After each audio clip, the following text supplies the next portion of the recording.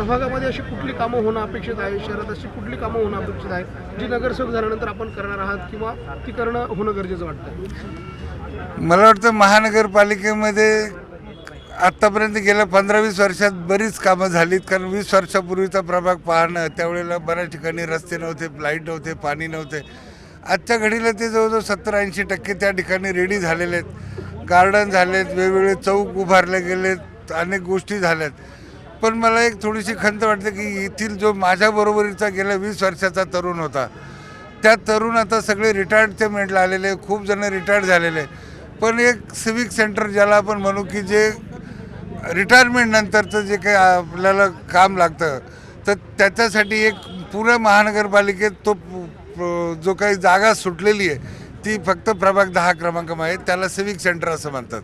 आणि मला वाटतं ती जवळजवळ 2.25 एकरची जागा आहे. आणि त्या जागेवरती जर तशा टाईपचं केलं तर येथील ज्येष्ठ नागरिकांना विरंगुळा केंद्र, त्या ठिकाणी छोटे मोठे गेम, बसल्या जागेवरती एंटरटेनमेंटचे सगळे प्रोग्राम आणि कम्प्युटर वगैरे, ह्या TV सगळे, त्यातून चॅनल, न्यूजपेपर, ह्या सगळ्या गोष्टी, हा एक मोठी समस्या आहे. कारण आज बघितलं तर जवळपास काही नाही म्हटलं तरी जवळजवळ 3,000 ते 4,000 एम्प्लॉईज दरवर्षी रिटायर्ड होत आहेत. आणि ह्या सगळ्यांचा मुलं बाहेर गेलेले आहेत, कोणी फॉरेनला गेले, कोणी बाहेर नोकरी करत आहेत.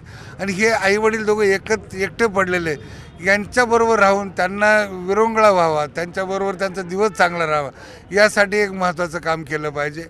त्याचबरोबर आता स्पर्धा परीक्षा आणि कम्प्युटरचं युग आलेलं आहे, सगळं प्रत्येकाच्या हातात मोबाईल आहे. तर ह्या सगळ्या नेट सेट सगळ्या ज्या गोष्टी आहेत, तर ह्या सगळ्या गोष्टी मुलांना अवेलेबल कशा राहतील, पहिलीपासूनच मुलांना कम्प्युटरचा किंवा याचा वापर कसा करता येईल, एज्युकेशन आता बदलायला लागलेलं आहे. आणि मला असं वाटतं की एक इंजिनियर म्हणून भविष्यातला विद्यार्थी तो स्वतःच्या पायावर उभा कसा राहील, तो चांगला क्लास 1 ऑफिसर किंवा त्या गव्हर्नमेंट नोकरीमध्ये कसा होईल, यासाठी माझा प्रयत्न राहील. आणि मला असं वाटतं की माझ्यामध्ये ते स्किल आहे, कारण मी स्वतः एक उद्योजक आहे, एक इंजिनियर पण आहेत. तर नवीन मुलं एंटरप्रेनर म्हणजे उद्योजक बनण्यासाठी पुढील 5 वर्ष मी मनापासून काम करणार आहे.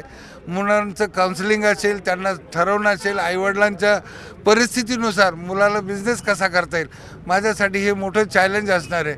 आणि त्याचबरोबर नाशिक महानगरपालिकेतून या सगळ्या गोष्टींसाठी काय काय करता येईल, यासाठी मी सातत्याने पुढील 5 वर्ष प्रयत्न करेन.